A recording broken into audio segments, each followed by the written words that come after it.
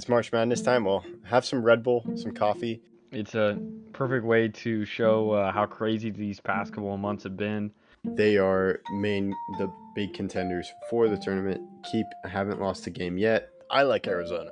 Arizona's a good team, a tall team, a fast team. Incredibly stacked conference, the SEC. Baylor won the game, and that's a 18-year promise, like you said. And Scott Drew, that's an incredible story for him. And I just feel there's going to be a big upset, and so yeah, I think it's an easy pick. Hi, this is Andrew Utz, the winner of the Outsiders Opinions inaugural Bracket Challenge, and you're listening to Kevin and Austin. What's up, y'all? Welcome to our NCAA Opinions of the Week. We are joined by March Madness expert, but my longtime veteran on the podcast, Austin. Yeah, so we decided to do our own top 25, and we want to stress this is not a ranking. This is who we believe are the top 25 teams. So we're not trying to base it off of what is already out there. This is our own, created from scratch. Yeah, and I listened. I was the guy off to the side listening. So Jake and Austin put this together. They had some great thoughts. So we'll just go through it. I'm going to ask y'all a bunch of questions, and I'm going to see if I can pull up the top 25 lists from the ESPN. Or do y'all look at the top 25? Or are you happy with the specific top 25 from a website? Those are very different questions. I look at them, but I don't really care what they are.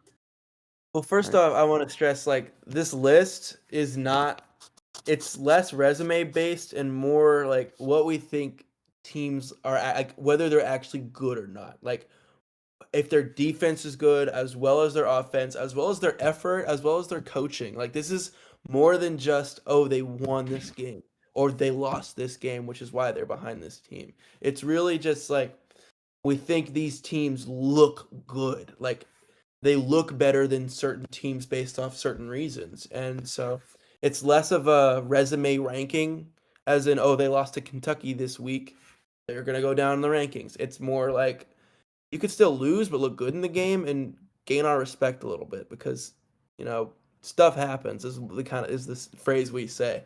Like you Something like that. Stuff happens. Yeah. And yes. Yeah, for the listener, Austin and Jake have had phone calls and just discussing college basketball as they are probably account for many viewers and hours on college basketball viewing. How many nights? We'll go Austin first, then Jake on, are you watching a college basketball game? If I'm awake, I'm watching every night. I mean, I try to watch a game a night usually, and if not, Jake and I have found an avenue to continue viewing even if we can't watch the games live. Yeah, lately I've been watching college basketball every day. Some days I just get busy and can't. But when I can and I sit down and relax, now is the time to watch about college basketball. Back in October, you can go watch a horror movie. Back in July and June, go watch some baseball or something, watch a TV show. Now's the time for basketball. So the past couple weeks has been basketball and just basketball in my free time. All right, that's good. So we've held the listener on for long enough. The top 25 will be posted on our socials, specifically Instagram, including our honorable mentions. I'll just list them here. Honorable mentions, we got 5. We got McNeese State, Oklahoma, Florida, South Florida, and Utah State. Now, we'll each just spend a minute on it. Overall thoughts, I will go March Madness expert first. Yeah, these are 5 teams that have consistently looked pretty good over the year. Oklahoma played a really close game to Kansas. It was tough. Kansas is a tough opponent. South Florida and just beat FAU. Like, they look really good. McNeese State has been solid all year. They're in a top 15, top 20 in a lot of major stat categories. But stats aren't everything, of course. And Florida rebounds, best rebounding team in the nation. They deserve their flowers. And Utah State coming off a big win against San Diego State's a big deal. Austin, any final? Or yeah. No, Jake hit on a lot of the points. All these teams are good. They barely missed out, especially in the case of South Florida and Utah State. We were really considering them for that 25 spot. Now we got now we're finally entering top 25. We'll just go a couple teams in. We'll go we'll start 3 here. Or actually we'll go 5. TCU is 25, 24 FAU, 23 Dayton, 22 Auburn, 21 Baylor. Let's go Austin, then Jake. Yeah, these are all very good teams. TCU, very impressive. They have the best road record, or very close to the best road record in the Big 12. They're competitive in all their games, and they play very tough. Jameer Nelson Jr. and the rest of the crew is very tough. FAU, they just won a tough game against SMU. They kind of dominated throughout. They did lose to South Florida, but we still believe FAU is the better team. Dayton just lost to George Mason, but they are so competitive. They have no quad 3 or quad 4 losses. All their losses are quad 2 or quad 1. Very good team. Auburn, they lost their home win streak, but still talented. And Baylor, they've had some tough games. They just lost to BYU, but they're still a very good team. They can shoot the rock. Yeah, Jake? this is a solid 5. I pushed to have TCU in the top 25, and it didn't take too much convincing because Austin knows ball. But TCU has played their opponents very close. They just had a rough loss at Texas Tech by 1, but they were doing very well the entire game. They went to Baylor and beat Baylor earlier this year. They lost to Iowa State by 1. They beat Houston and Oklahoma back to back. Those are 2 top 10. They were both ranked in the top 10 at the time. Those are home games, and they lost by 2 at Kansas, and even keeping it close at Kansas is a difficult feat. And so TCU deserves all the love they can possibly get because they have a good squad and they get out and transition very well. They're a high-paced team. They know what they're doing. They're experienced. FAU, I mean, come on, FAU's been here before. I mean, they went to the Final Four last year. They brought everybody back. They're a good team. They're gonna be good again. Then we also had Dayton, Auburn, and Baylor. Dayton deserves a little bit of respect. I mean, they're a good squad. Deron Holmes is a really good ball player. Auburn, they're a tough team. They're a really good offense. They play hard. Bruce Pearl's a great coach. And Baylor, phenomenal offense. But we have them at 21, which is a little lower than normal, than most people would expect, because their defense is very, very lacking, especially in the Big 12, where you need to have a good defense to succeed in that conference. And so their defense has single-handedly made them lose games. And so that's why we bumped them down a roughly 10 spots from the ESPN ranking. Yeah, and TCU is in the coaches poll. I do not see it in the top 25 ranking on ESPN. But let's go hard hitting right now. Number 20, Purdue. Number 19, St. Mary's. 18, Texas Tech. We'll just stop there as people listening. Purdue is at 20. They're ranked 3rd right now in the top 25. So let's just start there. Jake, I'll let you go first. So we talked about this in another video, the problem with the Big Ten, and we would like to refer you to that video. Go That's check in it out. the future. Yeah, That's- we'll post that in 2 days. It's coming out Yes. soon. Follow socials. We have really good reasons to put Purdue this low. Yes, they have the resume. Yes, they have the numbers, the stats, the wins earlier in the season. But Austin and I, do not like the Big Ten as a conference. We think they're very, very weak defensively and very weak up and down the board. And we think it's skewed by the fact that they are a Power 5 conference and people don't realize how bad of the conference really is. And we think Purdue is getting numb to that poor level of competition. And we look at the way Purdue plays defense, and they are bad. And it's something that's very easy to gloss over and miss. And so having Purdue this low, we don't see as very crazy, considering they were one of the worst 1 seeds ever last year and lost in the first round to a 16 seed, as well as their defense did not improve. Yes, their offense improved, which is why we kept them in the top 25. But we don't like any Big Ten teams this year. And the video that comes out in a couple days will describe all of that in detail. So Purdue being this low, we don't think is crazy until they prove us otherwise in a March Madness tournament. I mean, you hit on a lot of the points. I don't think either of us truly believe in them. Their issues, defense. If you just watch the Ohio State game, you will easily see what we mean. And then moving on to St. Mary's, one of the best defensive teams in the country. I do think that they play in a weaker conference, and that could possibly harm them come tournament time because they don't have that many competent games. They do have some good teams in the conference, whether it's San Francisco or Gonzaga, but it really does stop there. And Texas Tech at 18, I love Tech, but they have issues regarding the injury to Warren Washington and also the problems they have with Pop Isaacs shooting them out of games. Yeah, Pop Isaacs is, on paper, he scores 16, 17 a game. But if you look, he shoots a lot of shots, and Austin and I have single-handedly, we've watched a game and we've seen him single-handedly shoot them into a loss because he takes wild shots. He's very reckless with the ball.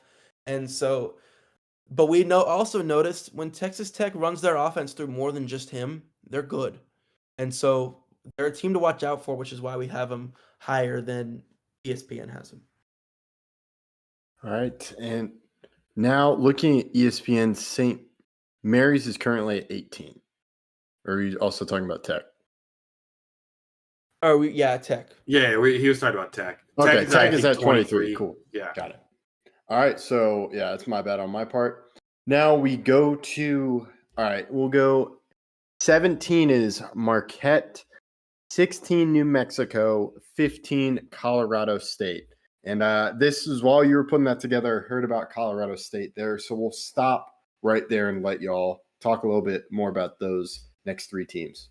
Yeah, these three teams may take a while because we do love and hate a lot about them. I'll go first with the New Mexico Colorado State because I know Jake has some problems he's seen with Marquette that I haven't been able to watch and see myself. So I'll let him explain Marquette. But I'll go first, Colorado State, New Mexico. What a game the other day. In a hostile environment, Colorado State did end up losing by 2. The teams are just so good, so close. The Mountain West is so competitive, and it is really, really tough to choose between those two teams. I know that, again, New Mexico ended up winning that game, but that game was in a tough environment. Isaiah Stevens had 20 points, 9 assists on 8 of 12 shooting, going against Jalen House, who shot much worse, but is still a very, very good player. Both of these teams can play defense. Their offenses are also incredibly run. They're greatly coached. They play hard. They play intense, and they will come at you. They are not scared of the competition. They get mad when calls are against them, and that's not something you see from some of these other teams. Yeah, I've been all over New Mexico since the beginning of January. I really love this team. They have a lot of hustle players and a lot of experience, and they have arguably the best. He's not the best, but he's a top 5 freshman in college basketball in JT Toppin. So he can score and he can get boards and he plays good defense. And so New Mexico is a sneaky team to pay attention to, and they play tough basketball and they play hard. Same with Colorado State. If you got the opportunity to watch Colorado State versus New Mexico the other night, it was a dogfight, shootout, good defense, good offense, good coaching. Everything went into it. They both deserve to be as high as they are. Now, the biggest surprise in this right now is Marquette being ranked so low. And I have a lot of issues with Marquette from last year and this year. Yes, they have numbers. Yes, they have Kolek and Ighodaro and Cam Jones. They have guys, but outside of those couple guys, they're weak. They're very weak offensively and defensively. And what I noticed recently, and I'm not holding the UConn loss against them. They went to UConn, one of the toughest places to play, and got 30-balled. That's going to happen to most teams. Marquette seems to struggle with high-pace offenses.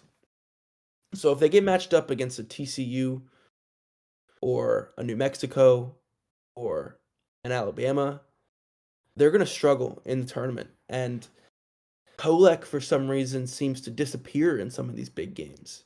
And I worry that his leadership disappearing like that is going to lead them to an early round exit. I hope not.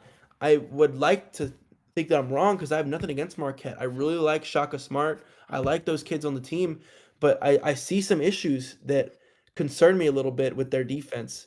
And their offense, they seem to kind of try and force a little bit too much sometimes. And so I don't know. They're really good. I will give them props. They are really good at taking care of the ball and moving the ball on offense. But I do worry about their defense, and their rebounding. Their rebounding concerns me as well. And so, other than that, that's why I push to have Marquette a little lower than they are in the current ESPN standings. But I don't know, Austin, do you have thoughts on Marquette? Yeah, they're a good team. I just need to see more. You're right. Tyler Kolek does not play well in those big games. The conference tournament will really determine how I feel about Marquette going forward, and I think that's true of a lot of these teams. Same here. The For conference a lot. Come conference tournament, if Marquette's showing a lot more grit and being a lot more patient on the defensive side and being able to stay with these high-paced offenses, then I'll move them up. Just as of right now, this is where I see them. For reference, Marquette is at, I just had it, number 7 right now on ESPN, 8 in the coaches poll. And then we may just do 2 teams right here because I know y'all wanted to talk about the team at 13. 14 is Kentucky, 13 Arizona. Yeah, Kentucky just lost a tough game against LSU. Rob Dillingham and the rest of the crew played tough. It was just a tough game. LSU at home, hostile environment, willed their way to victory. But we still like Kentucky as a team. I think that they are very talented. I love the way they play, and they have a lot of fighters. Arizona, on the other hand, they've lost to Washington State now twice. The Pac-12 is not good. If you look at bracketology for a lot of teams, they only have 2 in right now, and that being Washington State and Arizona. I have my doubts. Jake? Yeah, I like Kentucky. I think they do have a really good squad. They have 2 of the best freshmen in the league in Reed Shepherd and Rob Dillingham. Edwards is good. Onyenso's good. I love Antonio Reeves. Thero's a good interior presence. But as of right now, they've proven that Trey Mitchell is a tough loss. Like, they lost Trey Mitchell and they lost to LSU, but they also beat Auburn in Auburn without Trey Mitchell. So they deserve a lot of credit and a lot of appreciation.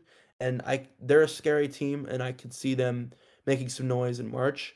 But Arizona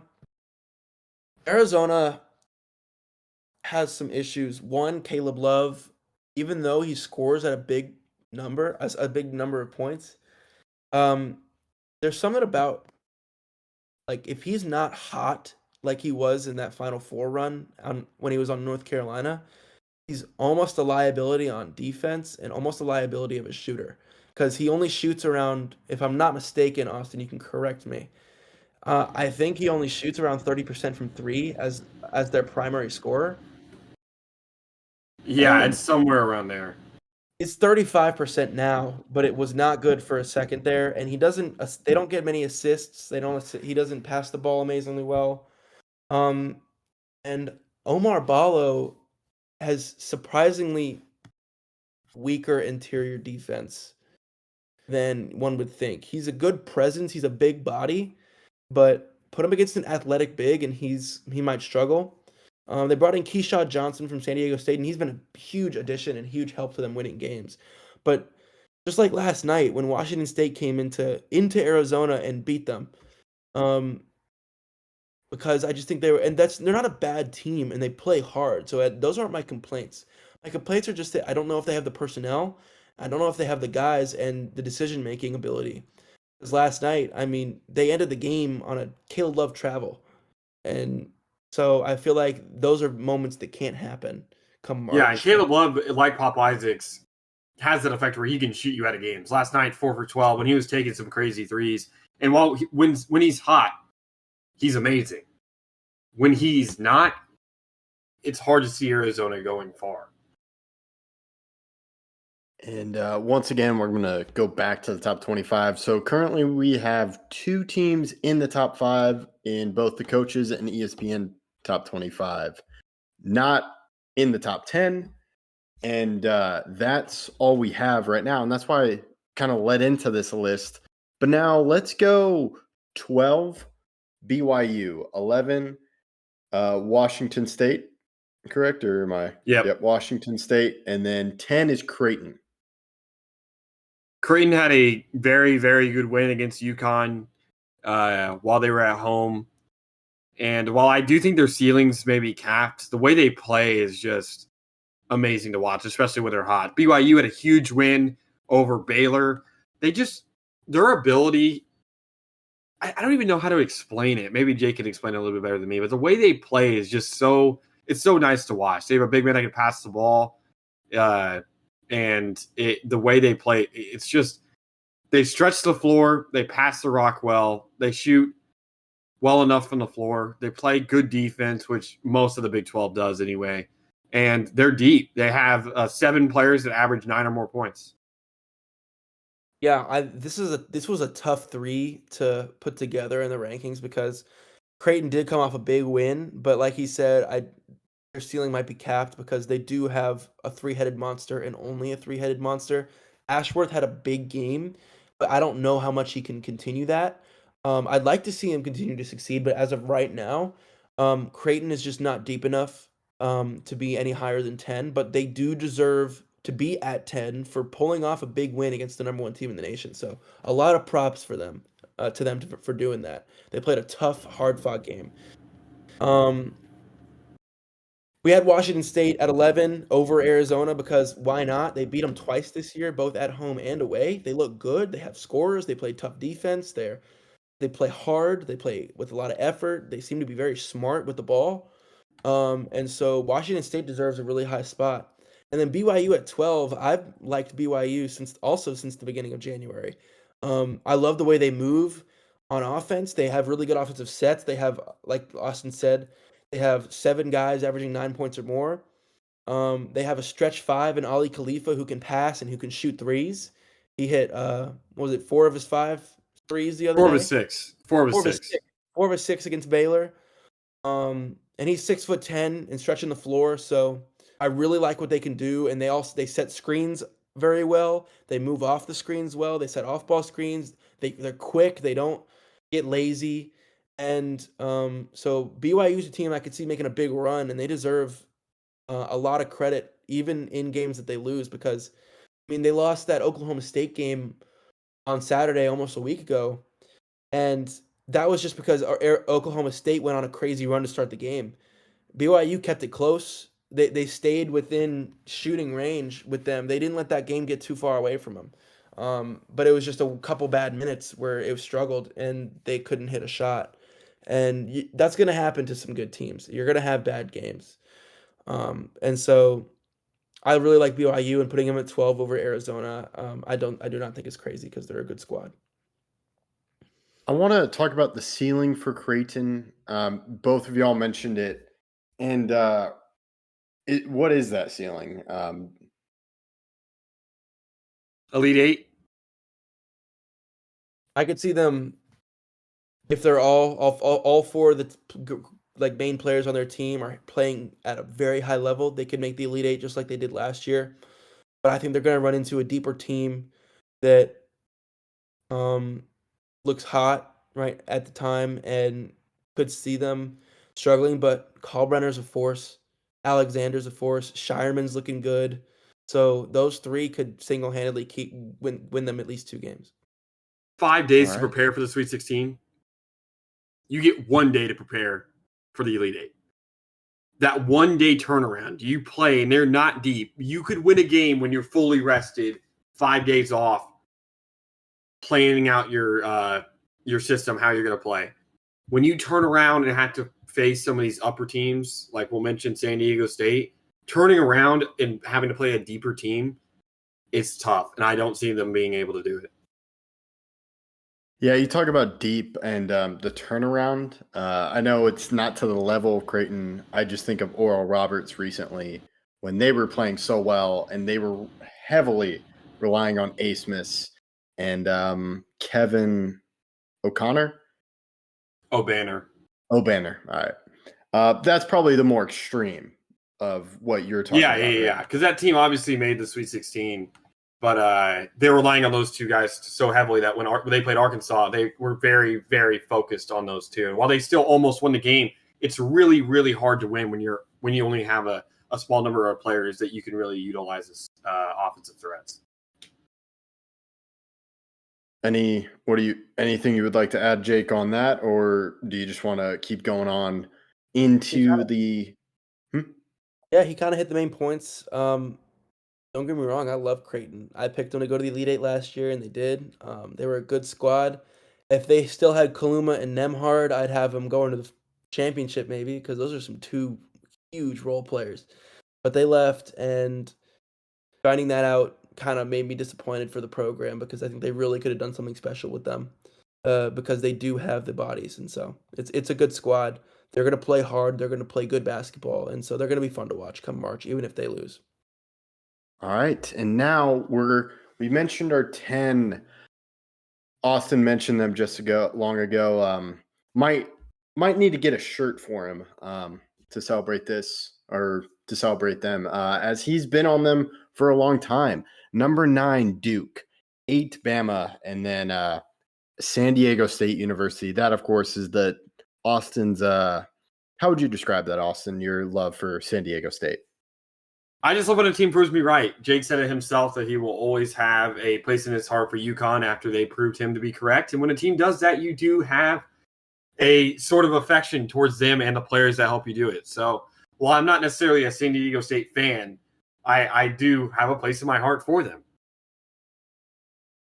And they're good. Can we just that helps? That always helps. Can we just sit back a second? They, as a 5 seed, single-handedly wiped the floor with teams and made the freaking championship. San Diego State being ranked in the top 10 is not crazy. They came off a tournament run that led them to the championship, came back with a better offense and just as good of a defense. They are a good team that needs to be monitored. And so having them at the number 7 spot ahead of teams like Duke and Bama is not crazy. So San Diego State being at the 7 is completely reasonable in our eyes. Yeah, and I'll go first into it because I know them, I think, the best. Jane Ledee is amazing. He has really stepped up from averaging under 10 points last year to 21 this year, if you round, 20.5 to be exact. He's averaging 8 boards a game. They're worse defensively this year, sure, but they're much better offensively. The defensive difference isn't that much. The difference is only 3.5 points, but their offense goes up significantly this year. And it's remarkable how much better they are with an actual 20-point scorer. Reese Dixon Waters averages 11, and they're deep defensively. They hit shots. They they play in a tough conference and play tough defense. It's really hard to beat a team that plays so tough. And that's what's so fun about watching the Mountain West. As we watch the Colorado State, New Mexico game, or the Utah State, San Diego State game, or any of these teams in the Mountain West, they are going at each other. And San Diego State has the experience of that. That's why I liked them last year. These conference tournament games are so intense that you're ready for the tournament. That's the problem with Purdue, is that they beat Northwestern in the final for the Big Ten. It's not really that competitive, and there's not much of a fight there. And even if Purdue loses, they're not losing in a fashion that is March Madness level. When San Diego State loses to Utah State, that was a hostile environment. The crowd was in it. There was crazy good defense and offense being played, and you're excited to watch the game. Yeah, and San Diego State's, you said their defense has gotten worse, and they're still, when I watch them, they look like one of the best. Oh, no, they're still a top. I say it got worse. Their defensive rating in college basketball last year was 26. This year is 38. It's 12 places. And again, they're getting better. They're better than that rating too. That's 100%. And definitely, they don't. A lot of teams play really, really good against the very bad teams. That can kind of impact their defensive rating, but they're still having amazing turnouts against great teams. And watching them play is just remarkable. Mm-hmm. But at the 8 spot, we had Bama, because Bama is sneakily becoming maybe the best team in the SEC. Mark Sears is remarkable. Mark Sears is insane. They're better than they were last year. Their best player is no longer a freshman; it's a senior, and they have seniors up and down the board. They have Reitzel. They have some other guys. I forgot their names. I'm Grant blanking on them. Nelson. Nelson. Nelson's the guy, man. There's so much knowledge in his head, I just forget.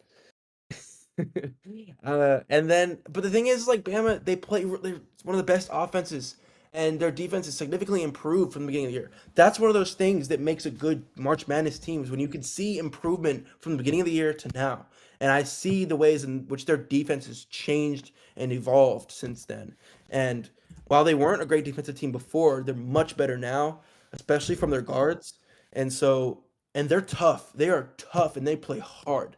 And so putting them at the 8th spot, we think that is very fair for them which is higher than what ESPN has them. And having Duke at 9, I mean, they're Duke. They brought everybody back. Filipowski, Proctor, Roach, Mitchell. They brought their main 4 guys back, and they're poised to make a run. I still don't like Duke as much as I used to like other Duke teams. I don't know about They you, only Austin. play 6 players. That's my problem with Duke. They play 6 guys more than 12 minutes a game. They're not deep, but they have a really good 6 guys, and we saw North Carolina make the championship with that against Kansas. And this is a different team. Duke is a different team than North Carolina. Let's be clear. Brady Manick was huge to that North Carolina run. People forget that. But Filipowski's a good player. Proctor's a good player. Roach is a good player. Mitchell's a good player. And Jared McCain's a really good freshman. And Yeah.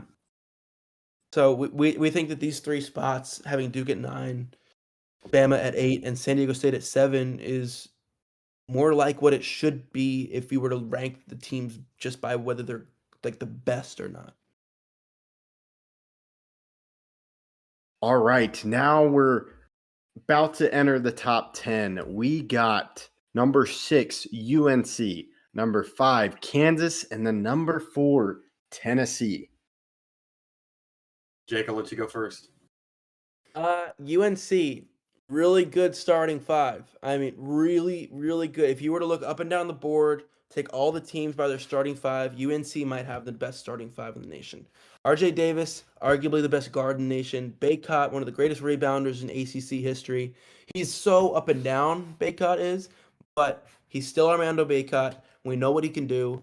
And Harrison Ingram is that, like, Harrison Ingram's a dog. He can shoot threes at a 40% clip, and he averages 8-9 rebounds a game. He is really, really good, and he's not even that tall, but he's up. He plays hard, and if Cormac Ryan is hitting his threes, UNC could very easily make a Final Four run. They've had a couple tough losses recently to, I believe, Clemson and Syracuse, but every good team has their bumps in the road, and this is their bumps, and so. But UNC has the guys, and they play really tough. They play tight defense, and they're a typical North Carolina team. Like, I remember there have been better North Carolina teams, but they look like a North Carolina team, and North Carolina ain't no chumps, if I remember correctly. So, UNC being at 6, we think is fair, and putting Kansas ahead of them, we also think is fair because they're Kansas. Bill Self, Hunter Dickinson bringing in. They're a good offense. They're a solid defense. They still have work to do. I think I don't like Kansas as much as other years, but they have deserved the right to be in a top 5 in the rankings because they show it day in, day out. Tough effort, defense. They do it all. And then Tennessee. Do you want to talk about Tennessee, Austin? Dalton Connect. I've watched him play in person, and he is as advertised. He shoots 48% from the field, 40% from 3, while averaging 20 and 5. He doesn't have to be remarkable on defense because he's okay, but the rest of Tennessee is. Adu is remarkable, and he really is the pillar of success for this team. As long as he plays well, they play well. If he doesn't play well, they still have a hole. Vescovy is not playing well this year, and Ziegler, who's playing better recently than he has been, are still very important players.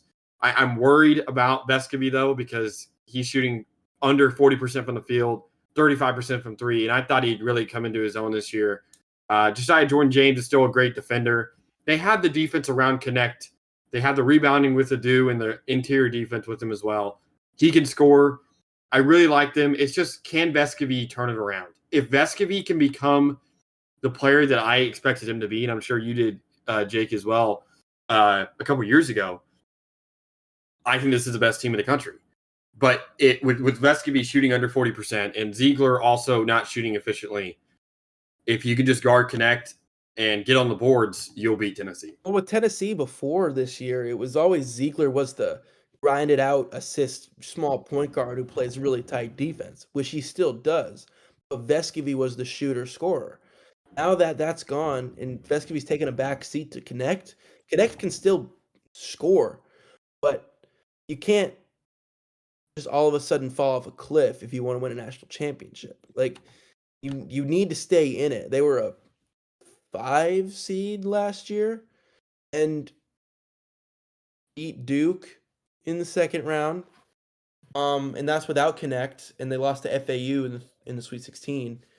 And we all know FAU was good, so there's nothing they can really do about that. But they bring in a scorer whose points per game did not dip at all changing conferences. He went from Northern Colorado averaging 20 points a game to the SEC averaging 20 points a game. He's good. He's really freaking good, okay? And so it's not news that he's good. But Jonas Adu is, I really like watching him play. He plays really tough, and he's a very, very athletic big. Like you said, Ziegler and Vescovi are really good players that we know what they can do. They just need to do it. Josiah Jordan-James, they got Meshack, they got Jordan Gainey, who's a good backup guard. They have a good 8, 9 guys who can play the ball. And so Tennessee got the 4. We think they could end up being the 1 by the end of the year if they put all the pieces together at the right time. And so once you get into the top 5 or top 4, you can mix them up any way you wish. It's tough. But yeah, the top 4 really is, how do you like it? Yeah. And so I feel like top 3 y'all say were like it's pretty easy. I want to hear about more of Vanescu. As Austin, what were you expecting him to be? Vescovi, I just expected him to be a better scorer. If you look at the past, Vescovi coming from the Global Academy at Uruguay, he was amazing. He averaged 11 points his freshman year. Now he's averaging 7 as a 5th-year senior. He has 2 years ago, he was shooting 41.3% from the field, which isn't great, but he was still shooting 40% from 3 while averaging 13, 4, and 3. I thought he was going to become a 20-point scorer, maybe 15-point scorer at least by the time he's a 5th-year senior. Yeah. But now he's shooting his he's 3rd worst field goal percentage, shooting his worst from 3 of his entire career, shooting under 80% from the line. It's just bad, Jake. He's taken a big dip from previous years, and mostly that's because of the introduction of Dalton Connect, and he's shooting 50% less shots per game. But he's still not hitting them. Normally when your shots per game go down, you hit a higher percentage. The percentages are down. He's not hitting them, and he's just not as involved. I just watch him. I remember watching Tennessee for the past 2-3 years. He was involved in almost every play. I'm watching him now.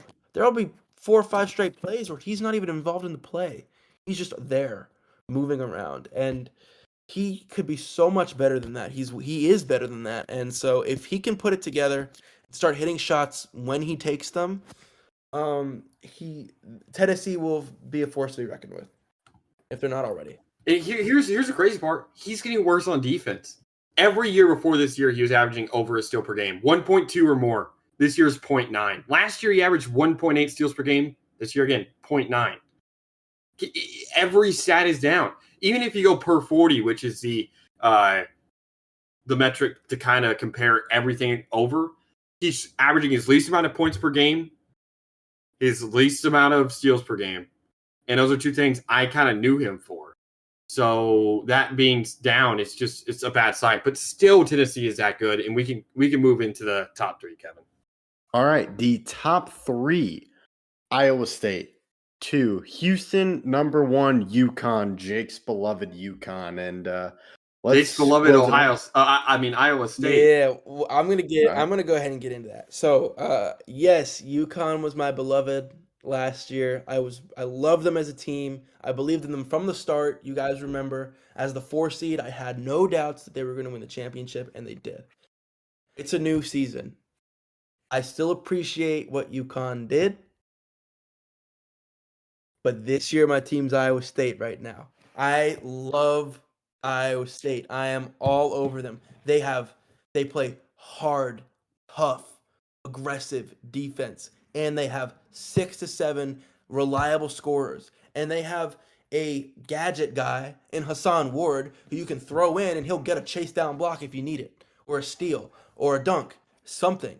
And he's like he doesn't even score that much, but he is like a good player. And when you watch them play, they move well, they score, they play hard. I just see so much effort and I see so much intelligence on the court when I watch them play, which is why. And they've been so good recently, winning games. It's not crazy to have them at the 3. What do you think about that, Austin? Crazy at all. I know between you and I have been going back and forth with Tennessee, Iowa State. I think Tennessee's a better team as Vescovi is playing 2021, 2022 self.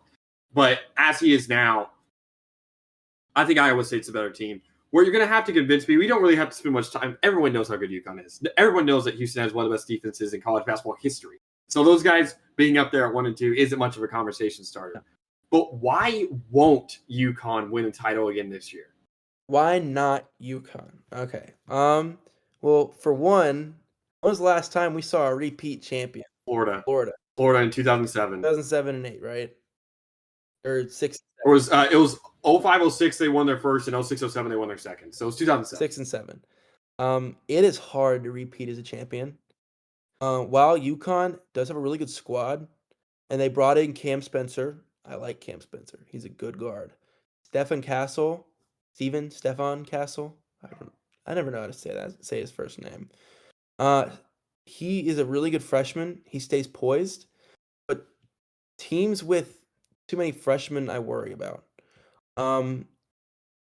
And while UConn did bring back Newton, who I think is a top 3 guard in all college basketball, they bring back Klingon, who had a huge jump from last year. And they bring back Caravan. And those are the guys. And Diarra. Diarra's had a big step up this year as a guard. They lost Sonogo. They lost Hawkins. They lost Calcaterra. They lost Andre Jackson. They lost 4 guys who were pivotal to their championship run. And those 4 guys are the main reason why. Those 4 guys and Tristan Newton are the reason why I picked them to win. And they lost the 4 of the 5 guys that I thought were the main reasons why they were going to win the championship. Yes, they're the 1 seed, and yes, they're proving that they're probably the best team in the nation right now. It's just so hard to repeat. And we saw against Creighton recently that they're not indestructible, that they are vulnerable. And while I still have to delve into the analytics as to what that could possibly be their weakness, I don't see one right now. That's why they're the 1 in our ranking. I mean, they're the best team in college basketball. I don't think there's a question. They're the best team. And they lost to Creighton. Tough loss. They were shooting the lights out of it. Ashworth had the game of his life. And Ashworth's a good player. But he hit 5 of 6 threes or something like that, or 4 of 5. I mean, I think he definitely hit 5 threes. But can you do that 6 straight games? That's how to win a championship. Can you do that 6 straight games? And so UConn had a tough one. Like I said earlier with UNC, the best teams have tough stretches during their seasons. It's gonna happen. So having UConn at the 1, even after a tough loss at Creighton in a hostile environment, is definitely not crazy. Houston being at the 2, best defense in college basketball. Austin says they're the best defense maybe of all time. And when you watch them play, they play a good defense, and they somehow find ways to win games. I don't like their offense. I think their offense is still weak, but Jamal Shed can score. Pryor can score. They have guys who can score when they need to, and they've proven that they can because they still continue to find ways to win ball games in a fashion that looks like a good March Madness tournament team. And so Iowa State is at the 3 right behind them because they played a tough game against Houston.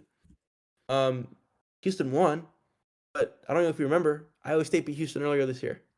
They're 1-1 against each other, and so those games are shootouts. They are both each top 5 defenses in the nation. Houston just has the edge right now because they beat them recently, and because Houston is on a generational run of defense. And so we think that these top 4 should be we're tough, but also we think they are the clear-cut top 4 in the nation. If we had to choose 1 seeds, I think we would be comfortable choosing those as our 4-1 seeds. Absolutely, 100%. Yeah, and that's all we got. I believe that's it. Any quick thoughts to end the episode from either of you? Or Nope. I mean, it was kind of odd that of all the players on Iowa State that I could mention, I mentioned Hassan Ward. I mean, they have really good players more than Hassan Ward. They have Robert Jones, King, Lipsey, Gilbert. Yeah, you didn't even mention a I starter. didn't mention the starters. I just said that they have really good players plus a gadget guy, and I was like, oh, I guess I'll name the gadget guy so they know. But Iowa State deserves a top 5 spot in a ranking, and so that's why we put them at the 3. And that's all we have. And make sure to check this out. Austin and Jake are working on it to where it'll be weekly. So check out Instagram. There will be a graphic today. And we appreciate you listening. And thank you for listening to Outsiders Opinions.